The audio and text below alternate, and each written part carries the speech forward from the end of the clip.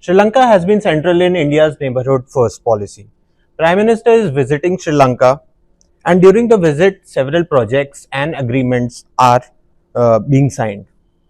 To know more, we are joined by High Commissioner of India to Sri Lanka, Santosh Jha. This is PM's fourth visit to the island nation of Sri Lanka, and much has already been anticipated from this visit.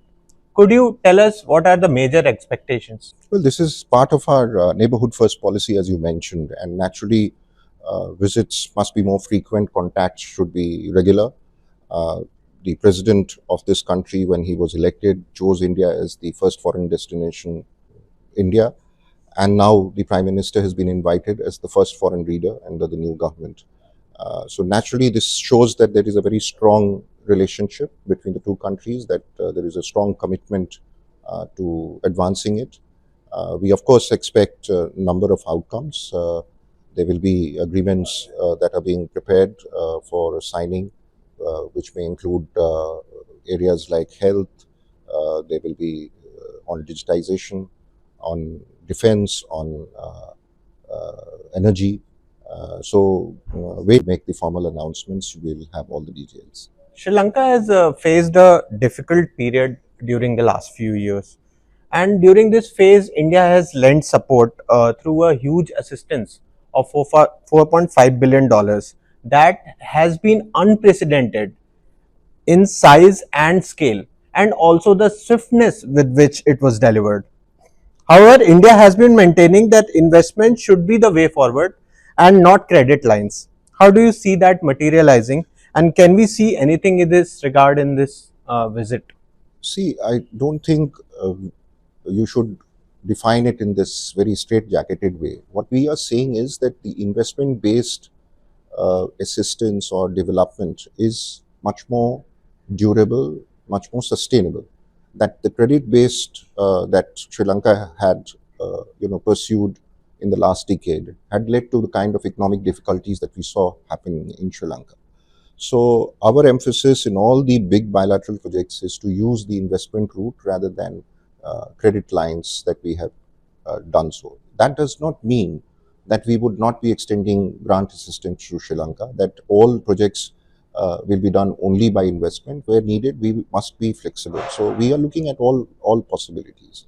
But you're right that the investment-based projects must be prioritized. It is much more durable and sustainable in the long term, assists with robust economic growth in Sri Lanka. Connectivity has also been an important facet of the bilateral relations. Digital connectivity and physical connectivity have seen new milestones in the relations, and energy and land connectivity have also been discussed in recent times. So, what is expected in this direction? So we are working on connectivity between the electricity grids. We are working on connectivity for supply of oil and development of Trincomalee as an energy hub in Sri Lanka.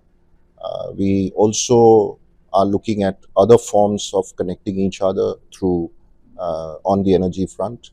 On the digitization front, there is a real fascination in Sri Lanka for the Indian digital public infrastructure and the kind of transformations that have happened. And we are helping them roll out the unique digital identity project, which is like the Indian Aadhaar. And also last year, the UPI was launched here, and Indian tourists can use UPI to make payments in Sri Lanka. So if you look at digital connectivity, physical connectivity, all aspects are being promoted in the relationship. Defense has also been a crucial sector for cooperation between the two countries. Uh, like India has provided equipment like Dornier aircraft, and India and Sri Lanka also have several exchanges and exercises. During the briefing, Foreign Secretary did mention a possibility about updating the defense cooperation agreement. Can you elaborate on It this? is the first time we are signing an MOU on defense cooperation between India and Sri Lanka.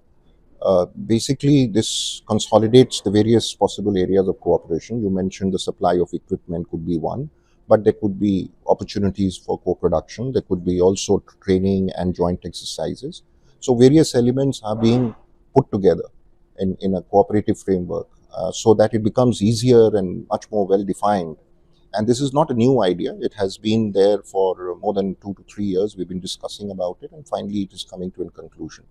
Also, I must say that when you, when the president of Sri Lanka had visited India, he had made a very clear statement that Sri Lanka will not allow any action from its territory, air, maritime, or land territory, to which were inimical in any manner to the regional security interests. So these are, this is a very strong basis on which to build futuristic relationship. There is a clear recognition that as neighbors, we have to grow together, develop together, and our security also equally has to be protected together. Thank you for taking out the time, High Commissioner. And we hope that this visit opens up a new chapter in the India Sri Lanka bilateral relations. Thank you. Thank you.